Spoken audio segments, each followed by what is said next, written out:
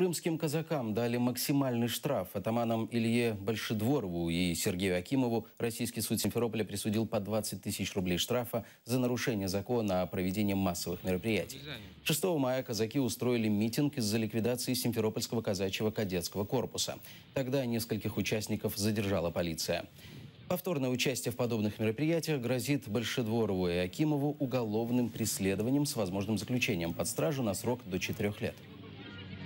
Героев, да? 4 медали за взятие Крыма. Эти полицейские были при Украине, там еще не понимаешь, чего. И на суда оказывается. Да, смотрите.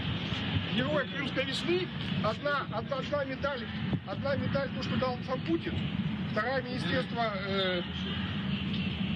обороны Российской Федерации. Аксенова медаль, да, которую нам надо выкинуть, если нужна. Нас сейчас героев. Пожалуйста, приезжайте.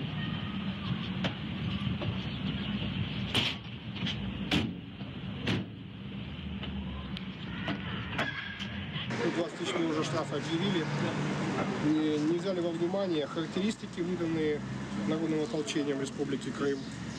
Есть такая характеристика, где было написано, что за время выполнения своих обязанностей был награжден почетной грамотой, медалями за проявленный героизм и мужество.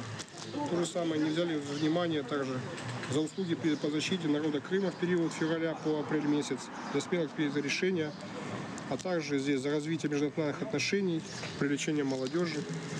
Вторая характеристика тоже не обратили внимания на это, у меня выдавалось с казачества. И то, что у меня 2 малолетних детей на иждивении, тоже это никому здесь не интересно. 20 тысяч штрафов присудили.